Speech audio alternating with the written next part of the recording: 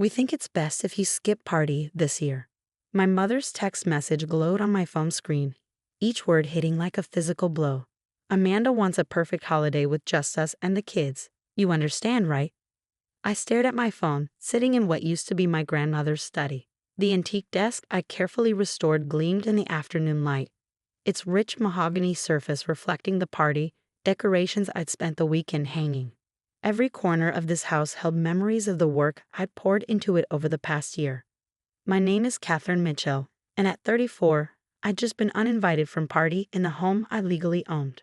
You can drop off any gifts beforehand. Another text buzzed through. Amanda doesn't want any awkwardness on the actual day. Amanda, my younger sister, the family favorite who'd never lifted a finger to help save our grandmother's home when it was falling apart. The same sister who'd been too busy finding herself in Europe when Grandma passed away, leaving the house in desperate need of repair. I ran my hand along the desk's smooth surface, remembering the hours I'd spent stripping away decades of neglect. When nobody else in the family wanted to deal with Grandma's old house, I'd stepped up. I'd sold my condo in the city, emptied my savings, and dedicated a year to bringing this place back to life. The renovation hadn't been easy. The Victorian-era home had needed everything from a new roof to updated plumbing. Every weekend, every vacation day, every spare moment had been spent here. While Amanda posted pictures of her perfect life with her perfect husband and perfect kids, I was covered in dust, learning about load-bearing walls and historical preservation. My phone buzzed again. Mom says you're not responding. Don't make this difficult, Kate. You know how important family traditions are to Amanda. That message was from my father, always the mediator, always trying to keep the peace by giving Amanda whatever she wanted.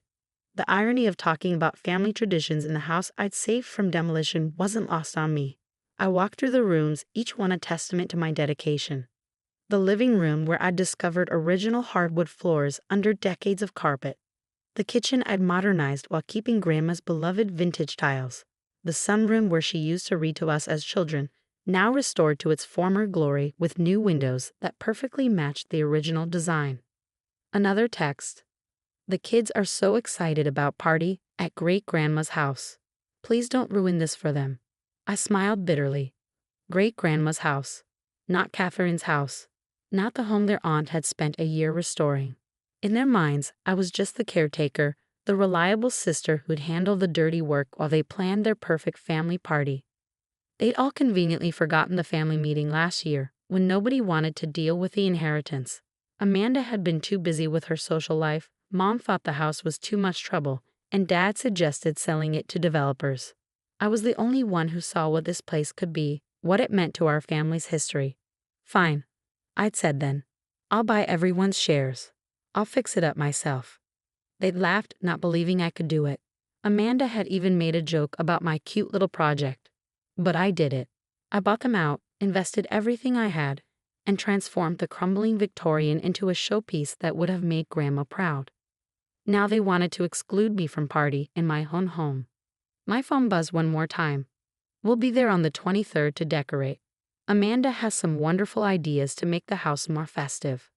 I walked to the front window, watching the snow begin to fall. The porch railings I'd spent weeks restoring were already draped with the garland I'd hung.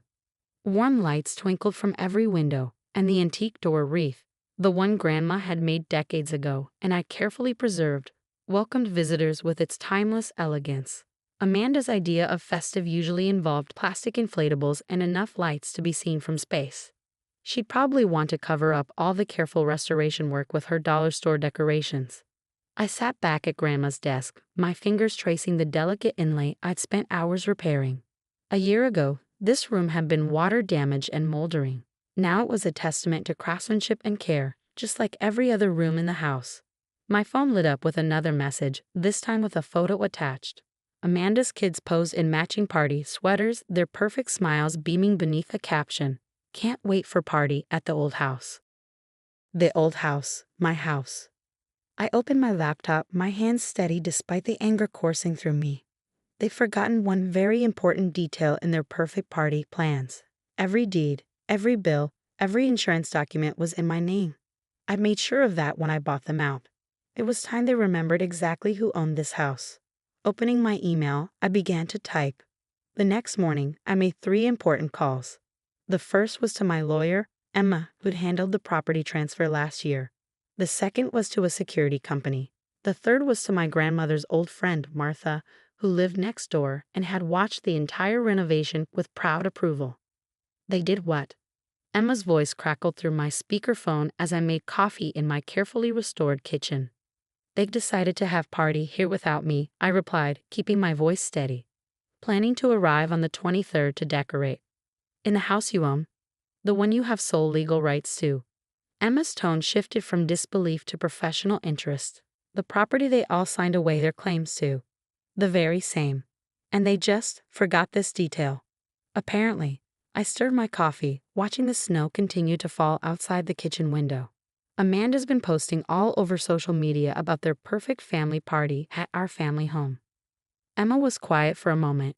You know, as your lawyer, I should advise you to simply send them a formal notice reminding them of the property ownership. And as my friend, she laughed. As your friend, I say make them remember it in a way they'll never forget.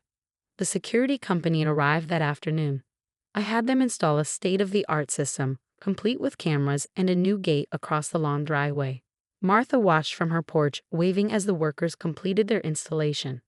Your grandmother would be proud, she said later, accepting a cup of tea in my kitchen. Not just of how you've restored the house, but of you finally standing up for yourself. I glanced around the kitchen, remembering how Martha had been the only one to visit during the renovation, bringing lunch and encouragement during the longest days. She'd watched me learn plumbing, electrical work, and carpentry, never doubting I could do it. Amanda always did get her way, Martha continued, her voice gentle but firm. Even when you girls were little, running around this kitchen while your grandmother baked. It's time that changed. My phone buzzed with another text from my mother. Amanda's ordered the most beautiful decorations. We're thinking of putting the tree in front of that old bookcase you restored. The kids need more room to open presents. The bookcase in question was an original piece, built into the wall. I'd spent weeks refinishing it, carefully matching the historic wood stain. The thought of it being blocked by Amanda's artificial tree made my jaw clench. They really have no idea what's coming, do they? Martha asked, noting my expression. None at all. The week before party passed quickly. My family's texts increased, each one detailing their plans for my house. Amanda wanted to move furniture to accommodate her kids' play area. Mom suggested storing my cluttered antiques in the attic to make room for their celebrations. Dad asked if I could make sure the driveway was plowed for their arrival. I responded to none of them. Instead, I prepared. The security system was tested and ready. Emma had drafted all the necessary paperwork. Martha had agreed to be my witness if needed. Even the local police had been notified, just in case my family didn't take the news well. On December 23rd, right on schedule, 3 cars pulled up to the new security gate. From my grandmother's study, I watched through the security cameras as my family emerged, cars packed with plastic decorations and oversized gifts. Amanda reached the gate first, frowning when her attempt to open it failed. Mom tried next, then Dad, all looking increasingly confused. Finally, my phone rang. Kate? Mom's voice was sharp. There's something wrong with the driveway gate. We can't get in. Nothing's wrong with it, I replied calmly. It's working exactly as intended. What do you mean? Open it up, we need to get started decorating. Amanda has a schedule planned. No. What do you mean no? I mean no, you're not coming in. This is private property, my private property. Or did you all forget that part? Through the camera, I watched their expressions change as my words sank in. Amanda's face reddened, Mom's mouth dropped open, and Dad started pacing.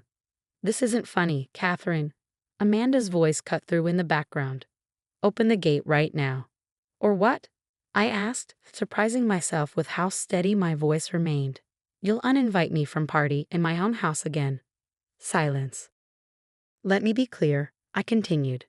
This house, the one you all signed away your rights to, the one I spent a year restoring while you posted vacation photos, is mine. You have no right to be here, no right to move my furniture, and absolutely no right to cover up my restoration work with dollar store decorations. But it's the family home, Mom stammered. No, it's my home, and I'm not invited to party here, remember? You can't do this. Amanda's voice reached a pitch I hadn't heard since our teenage years. We have plans. The kids are expecting party here. Through the security camera, I watched her gesture wildly at her children, who looked confused in the back seat of their car. My heart softened slightly at their innocent faces, but I steeled myself. This wasn't about them. It was about years of being taken for granted. Actually, I can. And I am. I took a deep breath. But I'm willing to negotiate. Negotiate? My father's businessman instincts perked up. What do you mean? If you want to have party here, we can discuss terms. All of you come back tomorrow morning at 10 a.m. Bring coffee. We'll have a family meeting like we should have had weeks ago. But tomorrow's party eve, Amanda protested. Then I suggest you make alternative plans just in case. I ended the call and watched through the cameras as they argued among themselves in the snow. Finally, after what seemed like an eternity, they returned to their cars and drove away. Martha, who'd been watching from her window, called immediately. Well done, dear. Your grandmother just did a little dance in heaven. That night, I slept better than I had in weeks. The next morning, precisely at 10 a.m., my family returned. This time, when they reached the gate, I buzzed them in. I waited in the formal living room, where last party we'd had the meeting about the house's fate. The room looked drastically different now, restored to its original glory, with every detail carefully preserved or renewed. They filed in silently, taking in the transformation. Mom's eyes widened at the gleaming woodwork. Dad ran his hand along the restored crown molding. Even Amanda fell quiet as she noticed the family photos I'd carefully arranged on the walls, including several of Grandma in this very room. Sit down, I said, gesturing to the antique furniture I'd reupholstered. We need to talk. Kate, Mom began, but I held up my hand. No, let me speak first. I stood by the fireplace where Grandma's stockings, including the ones she'd made for Amanda's kids, hung perfectly arranged. This house isn't just a building. It's not just a convenient location for your perfect party. It's our family's history, and I've spent the last year preserving it. I walked them through each room, pointing out the work I'd done, the original features I'd saved, the modern conveniences I'd carefully integrated without destroying the home's character. With each revelation, their expressions shifted from annoyance to amazement. I had no idea, Dad murmured, examining the kitchen's restored vintage tiles. Of course you didn't, I replied. None of you visited while I was working. None of you asked. You just assumed I'd handle everything like always. Amanda had the grace to look embarrassed. We thought you were just fixing it up a little. And then you thought you could exclude me from party in my own home. I turned to face them all. That stops now. Here are my terms. I laid out my conditions. If they wanted to celebrate party here, it would be with me, not without me. The house's restored features would be respected. No moving furniture, no blocking architectural elements, no cheap decorations covering up the history I preserved. But most importantly, I concluded, this becomes a real family home again. That means all of us working together, respecting each other and this place. There was a long silence. Finally, Mom spoke up, tears in her eyes. We've been horrible, haven't we? Yes, I said simply. You have. The house is beautiful, Kate, Dad added. You've done what none of us thought possible. Amanda stood up, looking around with new eyes. I was jealous, she admitted suddenly. You did something amazing here, and I couldn't stand that you'd succeeded where I never even tried. It wasn't a perfect apology, but it was a start. So I said, what's it going to be? Party together, respecting each other and this house, or party somewhere else? They chose to stay. Over the next 2 days, we decorated together, properly this time. Amanda's kids helped hang ornaments on a real tree that didn't block any architectural features. Mom learned the history behind each restored element. Dad fixed the squeaky board on the stairs he'd always promised to repair. On party morning, watching my nieces and nephews open presents in front of the fireplace, I caught Martha waving from next door. She gave me a thumbs up through the window, and I smiled back. The house felt alive again, filled with the kind of family warmth Grandma had always created. It wasn't perfect. These things never are. But it was real. And this time, we were all invited.